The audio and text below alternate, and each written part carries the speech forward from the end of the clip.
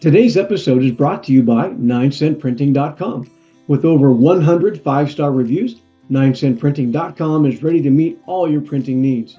Are you a church plant or small church with no copy machine? No problem. 9cent Printing has you covered. If you need bulletins, flyers, books, cards, offering envelopes, posters, they do it all. I know the Christian owners of this business personally, and I'm not just a fan, I'm also a customer. Fast, nationwide shipping, affordable, professional, wow printing at wow prices. Check them out at 9centprinting.com. Hey, welcome to the Small Town Pastor Podcast. This podcast is the ministry of Small Town Network. We exist to make disciples, train pastors, and plant churches in smaller communities. My name is Eric Nielsen. I'm, again, not joined by my co-host, Tony Colomb, but by my friend Chris Getz, who's standing in. So welcome back, Chris. And today we have Matt Merald joining the podcast. So Matt, welcome to the Small Town Pastor Podcast. How you doing, dude? Eric, I'm doing great. Chris, Eric, thanks guys for having me on today. I appreciate it. Yeah, man. Great to have you on. We kind of consider this like, having coffee with a pastor, and it just happens to be recorded and viewed by, 10 or less people every episode. So no, we do okay. Thanks for coming on. So we were just talking before we started, just real briefly about kind of you and like where you're from and stuff. Why don't you just kind of give us your rundown, like where are you from? Tell us, you got wife and kids. You have some gray in your hair. Do you have some grandkids? Yeah, man. No grandkids, just ministry. Okay. I just had my third grandchild yesterday. All right. Congratulations. That's awesome. About it. So yeah. So go ahead. Tell us about it. Yeah, not quite at the granddad stage yet, but Okay. I'm in Southern Indiana right now, in a ministry about 26 years in Washington, but grew up in Southern California, in Orange County, and was a part of a church that my grandfather ministered at for 27 years, which was Eastside Christian Church, now in Anaheim, where Gene Apple's at. Yeah. And so that was, the majority of my upbringing. I was at church Wednesday night, Sunday morning. Anytime the doors were open, I was there. My mom was the youth secretary for guys like Jason French and Les Christie. And Jason French and Les Christie. I know those guys. Yeah. So, I was in the mix of all those guys growing up, and they were key players in my journey to Christ, as well as my grandfather, who was there ministering as well. And but yeah, I thought that was the epicenter of faith. I thought Orange County, Southern California was the epicenter of faith. Chuck Swindoll's church was just a mile down the road. No way. Rick Warren was just starting to produce, this huge thing at Saddleback. And, I just felt there's like just so much movement happening. And I didn't know anything about Midwest ministry. I didn't know anything about Bible Belt. I just thought, Southern California was the epicenter. So that's the beginnings of where I kind of, rooted, and things really, had a major play in my life as far as faith was the church. My parents, of course, spoke a lot into me, but my dad wasn't a pastor. And my mom just worked at the church. But they lived out faith every single day. Got to hang out with my grandparents every single day. And, being able to watch a leader in the church be consistent pulpit and then be consistent at home, it has a huge effect on you. They made ministry look so easy and so fun that it was kind of like, why would I not want to do that? Right. And it just became a natural, thought, at least for a while, to explore it. So you thought Southern California churches were the epicenter of the faith. Wow. Well, everybody in Southern California thinks they are the epicenter. So yeah, there's a little bit of narcissism that goes along with living in the Orange Curtain, so. Yeah, half of my church plant in Southern Idaho are people who realized California was the epicenter of trouble. I've got some cousins that moved that way. Yeah, left and come to Idaho. So yeah, that's very funny. So for people that don't know, like your granddad, and they may not know, and not everyone knows who your granddad was, but granddad's Ben Merald. Yeah. And I was just sharing off camera that he even had an impact on my life. Great guy. It's funny you mentioned Les Christie, because that's a blast from the past, man. Oh yeah, banger right there. He came and spoke at a youth thing that I did in Oregon when I was a youth pastor a million years ago, and he was old, back then. He was like He was the only We'll guy let I that ever be had as a known. guest speaker to a youth conference that had liver spots on his head, on his bald head, and he crushed it. He did great. Our kids absolutely love that guy. And he Yeah. wrote this book, a little off topic, but he wrote this book called How to Work with Rude, Obnoxious, and Apathetic Kids. Yeah. And I don't know if you can still get that book, but it was Probably. absolutely Yeah. incredible. My mom helped with that writing. No way. Yeah. Yeah, it was such a She good probably was thinking of her own children. She's like, let me give you a little advice. you inspired a lot of the material Yeah, in maybe. I don't know. that book. That's great. So you kind of grew up, and it sounds like, a very church-centered, childhood and stuff like Yeah. that. Did you decide while you were a student, like a high school kid or something, to go to Bible college and pursue ministry, or what was your pathway from that Christian home into Christian ministry? Yeah. So I only thought about ministry when I was like in elementary school because I went to school it was a private school that was associated with the church. So I'd have all the teachers be like, oh, Matt, are you going to be a preacher like your granddad? And that's kind of the only thing I ever knew. And so I thought, well, I don't know, it sounds like a pretty good gig. I mean, they would say he owns the church. I'm like, that doesn't sound too bad. Not knowing what senior ministry was like or ministry was like. Yeah, right. And so, for maybe a short period from like fourth grade to fifth grade, I was like, I'm going to be a pastor. And that dissipated. And then I went down another, lane of what I thought I was going to do for a long time, and was going to head to a local college and pursue a field of education and then an occupational path. And then, almost God grabbed me and choked me out. I mean, it was, people say they have a moment where they feel called, and it was kind of expressionless. Like they just kind of got the feeling. This was an actual, hey, you are going to do this. And, it was my Damascus moment. And it was very stirring, very powerful, very mental and physical. I don't even like to explain it because it almost seems so weird to people. But it was a force. It was like, you're not going to do what you're going to do, and you're going to go do this.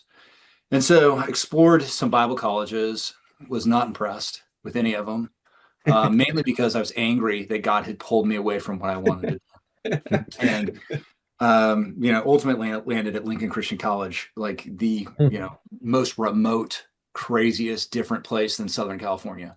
This little college in a cornfield. And just felt like that was the best place for homineutics and hermeneutics and church leadership at the time. And it was kind of like the best spot for it in the mid 90s.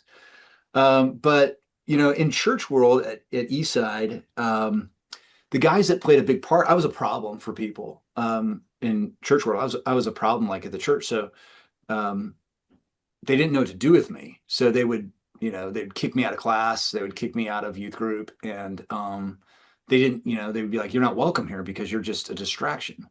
And so they would send me to go help with sixth grade boys. And so there was 3 teachers in the sixth grade boys class, and they were teaching it when I was in the sixth grade. These guys are just faithful dudes. Bill Reinl, Skip Spence, constantly just taught, put up with me. And they then asked me to start teaching sixth grade boys. And I did, and they treated me like one of their own, like I was a part of the teaching How team. old were you? Were you like a teenager? I was probably just going into my senior year of high school. Okay. Yeah. And, they would meet with me on Saturdays. We'd come up with a teaching plan and a lesson plan, and they'd say, Matt, you're going to do this side of it. And it was kind of like, I know every time I taught, they would just puckered every time because they're probably like, this is just going to go miserable. But the kids responded well. They spoke into my life, and they just, did some I seen you conversations like, dude, you're really good at this. And my dad was a Sunday school teacher of a really large Sunday school class. So I knew I probably could do that. And I thought, well, I'll just go do this occupational thing that I wanted to do. And I'll go be a Sunday school teacher in the church and do what my dad's doing. And those guys kept saying, there's something bigger here that you need to explore. And then that's when I think, God just got a hold of me and said, you need to give this real consideration. I'm calling you into something. And those guys, I feel like the 2 guys that would be, the most nameless people in my history of, navigating through these big church world, mega church world pastors and leaders, these two guys don't even make the list anywhere. And they were the most, influential in my call to ministry. Skip Spence, Bill Reinl, sixth grade teachers who gave me a chance. That's great, man. Are they Yeah. still alive? Yeah. Yeah. That's Still great. alive. Yeah. I had that happen like this last spring. I went to preach to my home church, and my fifth grade Sunday school teacher was still there. He's still going to the same church, and he walked right up to me, knew exactly who I was, and like I'm like, man, you made such a difference in my life. I don't remember any Sunday school teacher I ever had except that guy, and I mean, yeah, so that really resonates, man. So it's interesting you're saying that because I've had I had this weird like eighth grade summer camp moment, like where my youth pastor goes, hey man, I think you should be a youth pastor someday. I think you'd be good at it. And I'm like, it wasn't like any like profound, and that moment, like I could never get that out of my mind, but I didn't want to do it. I just did not want to be a pastor. I tell whenever I talk to like youth groups or something or a camp, I'll say, I didn't want to go into ministry because pastors are all nerds and I didn't want to be a nerd. I wanted to be like, yeah, and here I am, but like I wanted to be a cop, and I like literally went to Alaska and like started like a public administration degree. And I had that moment, like a day, a moment I can remember. I'm reading the scripture and First Kings 18, and it says, "How long will you waver between two opinions?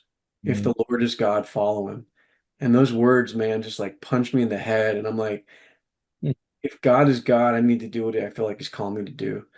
And that settled it. And like that, I like Mhm. plans to finish my first year of college, move to Ozark, and then the rest is history. But I resonate with that like sense of this is not an option. This is like what you have to do. This is what I'm telling Yeah. you to do.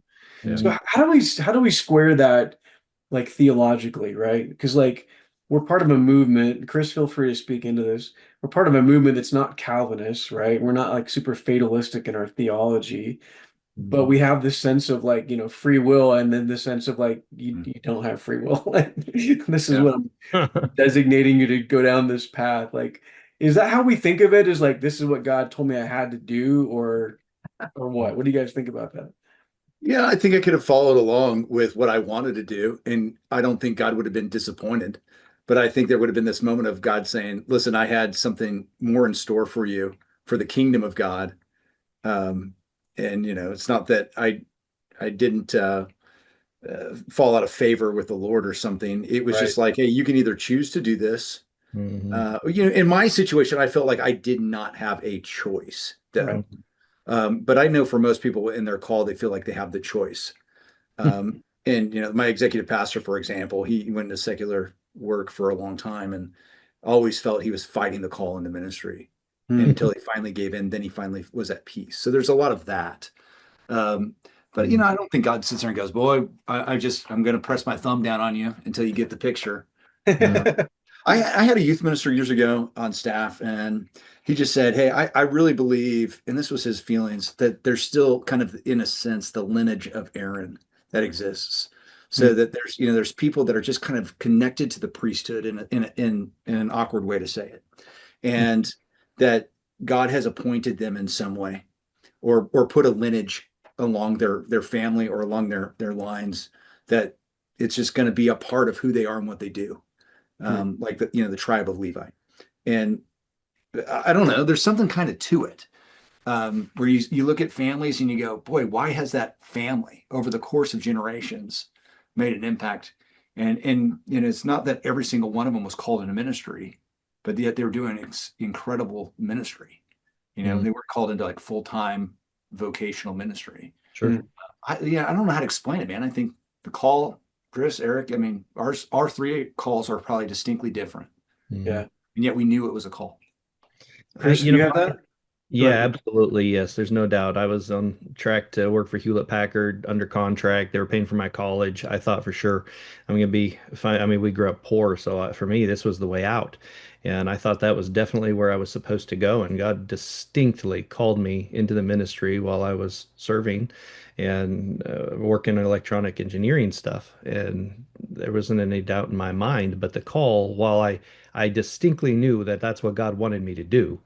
I mean, I recognized even then that I was going to be choosing obedience or choosing disobedience. And for me, it was a bit of a struggle because I thought, man, these ministry, Bible college, Joplin, Missouri was jumping out, and that's where my youth pastor thought I should go. And I thought, I don't know anyone in Missouri. And then my mailman made it even worse for me. That guy told me that chiggers, you know what a chigger is. Okay. He told me they Funny. were those little things off the mummy that crawl up your foot and eat your brain. So the whole time I first moved That here, I is was so looking funny. for those bad boys, you know. Chris, that's so funny you say that, man. When I said I was going to go to the Midwest for Uh, school, so many people told me, well, you got to be aware of the chiggers. That's so funny. what are the Of odds all of the that? things you could highlight about the Midwest. Not the tornadoes. Yeah. You're right. Nothing like Okay. devastating. Okay. Just the So my chiggers. You don't first want, yeah. my She told me first about the tornado mosquitoes. warning in Joplin, my wife and I got married right after my freshman year at college, moved to Missouri with my wife. We're in a trailer house in Missouri at the campus of Ozark Christian College, and these sirens start going off, and we're like, what's going on? And some people came and knocked on our door, and they're like, hey, you guys, that means that there's a tornado on the ground and we need to go to and we're like, oh crap, At like, least they told you. They yeah. didn't tell me. I literally ran outside going, wait a minute. You Could there don't know what you don't be a know, big so wave this far out of away from the ocean? I was waiting for a tsunami because that's what sirens meant where I that's grew up. right, in I thought it was Oregon. an air raid. I swear, my friend who came with me to school from California, we both got up thinking we were being bombed. We're like, what's going on? Is this an air raid? What is this? So I mean, you really were kind of, all kidding aside. I mean, you talk about East Side and what's his name, Rick Warren and all that, Charles Swindoll, Chuck Swindoll. You're at this place where, like, really kind of the almost the birthplace of like mega church. But then you go down to this college in California, is what you're saying? Mm. A small No, college? I went to Lincoln Christian College in the middle of Illinois. Oh, Lincoln. Okay, I'm sorry. Lincoln Yeah, Christian. Okay, got no. it. So you go all the way over to Lincoln. And what was that like? Like, was there like a massive culture shock for you to go from like the big city and like to like the What you're was it like? It was like 4 years in this. I hate to say this stuff, but it's like 4 years of absolute torture. Like the school in itself was good. Like the yeah, education it provided was amazing. The professors were fantastic. yeah. The location is not desirable. The weather's not desirable. I had my parents knew I was getting homesick, and so did the professors. And so they at TWA at the time had these like, vouchers. You could buy like 6 round trip tickets for $600 or something. And I was home every other weekend or so. We just would No get on the way. plane, leave out of Springfield, Illinois, fly home, be home for like 4 days and come back. Wow. And I missed, a bunch of school, and the professors were like, no, he's going to miss school. We're going to allow that. Mm. So they really helped me out, worked in my favor. A couple professors really latched on to me. One key administrator, a guy named Jeff Mayfield, absolute stud. He was from Southern California, and he got it. So he just like said, my house is your house, kind of a deal. And they got it. And one guy just said, hey, we're just going to get Merold through college so you can get into ministry. That's our goal. Wow. I mean, like, you're in the backyard of like Pacific Christian College at that time. So like, why Lincoln? What was the I don't know. I think in the moment, I think Lincoln was the place, that was the buzz. It's kind of like what the Ozark is. Like if you want to go learn to preach, and that's what I wanted to do. If you want to go learn to lead, you go to Lincoln. And so it was just in the moment, Eric, I kind of thought I can put up with this for 4 years, but really just, 2 semesters at a time, then come home for the summer. I found out I couldn't. I wasn't really good at it. And it was more of an issue of pride and, arrogancy than it was an issue of culture, because I would just look down my nose judgmentally at like, the town, the cultural aspects of the Midwest. And I fought it. I just didn't want anything to do with it. Now I look at it 26 years in and I go, man, there's a lot of things right here in this culture. There's a lot of things Hmm. right about, the things I once used to be judgmental about. So God had to work on me for a while. Yeah, I get it, man. We were just having a conversation with a guy in a town of a couple thousand in Oregon, and in kind of the eastern Oregon, more of like the rural redneck side of Oregon, and Yeah. but it's butts up against kind of like a pretty trendy city, where a lot of Californians and a lot of cool kids move, and he's talking about the culture and like learning to love the culture and how a lot of people kind of move there and want to change the culture or they don't like it. It's like I'm from California, we're moving to this small town and we don't like it here. So Yeah. even though we're going to live here, we don't like it. And that's kind of as a minister of the gospel, obviously you have to kind of love the community that you're serving and learn to love it. So it sounds like you kind of made a shift. When you graduated, where'd you go? Like, what was your first stop? When I was still in school, so my senior year of college, I got connected with the church I'm at now. And Bethany Christian Church was just a little tiny church in a small town of about 380 people. And I thought I was just going to go back to Southern California and minister with a friend of my grandfather's, guy by the name of Barry McMurtry.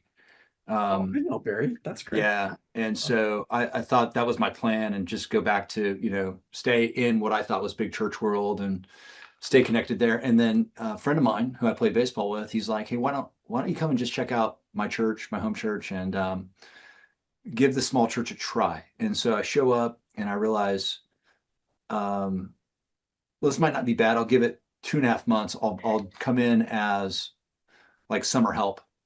And they didn't have anybody, so they called me an intern. Yeah.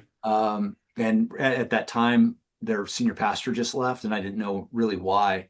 And so in April of '99, I came in as a summer intern just to do youth. And then I found out later that preacher left because he left in protest, and there was a split. Oh, And so the elders were then trying to fill the pulpit with Midwest college professors. And I just told them, hey, I'm a preaching major, right? So I can do this for you. And they said, oh, yeah, great. Could you do children's ministry, youth ministry, and preach too, all for the same of an intern salary? And sure, why not? And yeah, I think they're like, give the kid a try because he's going to be the cheapest guy we got. yeah. And from there, it just stayed consistent. I started preaching, I think, in that July, and they kept offering me the job, and I kept saying no. And not until finally God really grabbed a hold of me once again, and basically another physical moment, and said, "Yeah, you're gonna go to this church." And so I accepted the lead pastor position, and I was still in school. Were you like 22 or something? Yeah, I was 21 or 22. And this is in Washington, Indiana? Well, this was in Montgomery, which is just 7 Montgomery. miles away. We relocated. Oh, okay. Yeah, as we grew. But yeah, and so I would drive back and forth on the weekends, and 4-hour trip there, 4-hour trip back, and preach and minister the best I could on the weekends, and come home. And Wow. when I finally, and then finish out the rest of my semester kind of like through video correspondence courses. Okay, man, that's Yeah. crazy. Yeah. I mean, what people in the West Coast, like, they don't understand like the Midwest thing. Like when I tell people I graduated, at 22 or 3, and I'd had like 3 years of every Sunday morning preaching experience. And the churches that we'd work at, they had like the college had this list of churches, and I Yeah. can't remember, they had a name for it. Ours was Pulpit Supply. Yeah, supply preachers. Yeah. Well, every time I'd go supply preach, they'd be like, "Hey, just want to come back every Sunday?" So Yeah. I did a couple of different churches like that, Yeah. and I'd usually lose the job because I'd go back to Oregon for the summer. So then I'd come back and I'd supply preach, and they go, "Hey, you want to come back every Sunday?" I'm like, sure. Yeah. So we would do like, I was the worship leader. I taught Sunday school. I would do the sermon on Sunday. Some of them wanted Sunday nights. So it'd be like a whole day of like just doing ministry in some small farming community near Joplin, Missouri. They couldn't afford to pay a pastor, Yeah. but they'd give us like, I don't know, $50 a weekend or something like that to come out I didn't have to drive 4 hours. I was usually like more like an hour and a half, but And they do your laundry and feed you steak and give you good food. Gas in your car. Yeah, they always Yeah. gave us someone always like provided us lunch or whatever, yeah. Now, I know I look back at it romantically, and I don't remember like all the bads of it, but for my wife and I, those are our favorite times of our life Yeah. in ministry. Are those times when the church was small and we were running around back and forth, and just putting our heart and soul and everything into it. And the only person on staff, those were our favorite days. So at some point you just kind of surrendered to that sense that like this is what God wants us to do and this is where he wants us to be, and then you've never left. Is that right? I didn't surrender to that. No, I mean, for 3 years I was ticked that God put me in Washington, Indiana, or Montgomery, Indiana. I was angry about it, and would always make lines with God like, "Hey, you got 3 years and that's it," and or then it would get, "Okay, you got 2 more years and that's it." And finally, I think about year 7, I stopped making those kinds of deals, and You stopped dictating terms to God. yeah. But here's what's crazy, Eric. He was like, he knew I'm an idiot, so he's like, "I'll deal with him. I'll deal with the idiot." Like, we're like, "Okay, fine. I'll give you 3 years. I'll give you 2 more. Okay, good." And every time, even if there were like offers coming along, it would just be, I just never felt that I should leave. It was always a strong draw to stay at Bethany. Yeah. So he knew what he was doing. He was like, "I'm going to prepare your heart and your mind, dude, to get you where you need to be, so I can do what I need to do through you." Dude, that's funny. Yeah. We were just talking about that with our previous guest about, the idea of like reluctant pastors, and I don't know that that's horrible, I mean, the scripture warns us, not many of you should presume to be teachers, my brothers, and it's like, I feel like there should be a degree of hesitation or reluctance with us preacher guys, not thinking like that we've got everything dialed in and figured out, and put me in, coach, I'm ready. Maybe there should be a little hesitation. I don't know. My statement all the time is, I'm Jonah, but with a chapter 5. God swallowed me up and spit me out on the shoreline of the Midwest in Montgomery, Indiana, and I didn't want to do what he asked me to do. Thank God I didn't stay on the hill and just curse the people. I recognize that, God is in love with all these people. Oh yeah, and all of their possessions and their cattle too. And so you might want to change your heart there, brother. And I'm grateful that God would give me grace and that I have a chapter 5 story to it. That's a great analogy, man. I appreciate you sharing that, because that is like one of those stories where you go, like, he's mad that God wants him to minister to these people and save them from imminent destruction. It's kind of a weird, ending to a story. So Jonah chapter 5, that's kind of like Acts 29, right? Like Acts 29 ministry. You could start your own Jonah 5, ministry. Well, right. Not a lot of people like to say they're angry that God put them into ministry, though. Yeah. Yeah, I mean, I've met some pretty grumpy, angry pastors before, so I'll tell you, one of my early mentors, great guy, had a ton of impact on a lot of young guys my age out in the Northwest, and several times I was a young buck, kind of gave him a critique of things that he said or did, and he would always say, "When you've been at this as long as I have, come back and talk to me," And dude, I have, now that I've been a pastor for over 30 years, I often think about that and go, man, it's hard, man. It's a great calling. It's a life well spent. I wouldn't trade it for anything. Right. Man, there's some things about being a pastor that like people don't know for sure. Well, hey, that brings us right to our half-hour mark. So why don't I wrap this episode, and then we'll continue on. We'll talk more specifically about Bethany in our next one. So for our listeners, if you like what we're doing, please like or subscribe where you watch or listen. Be sure to check out our sponsors at 9centprinting.com. And if you're interested in Small Town Network, you can find us online at smalltownnetwork.com. So thanks for listening. And you've been listening to the Small Town Pastor Podcast. Today's episode is brought to you by 9centprinting.com. With over 100 5-star reviews, 9centprinting.com is ready to meet all your printing needs.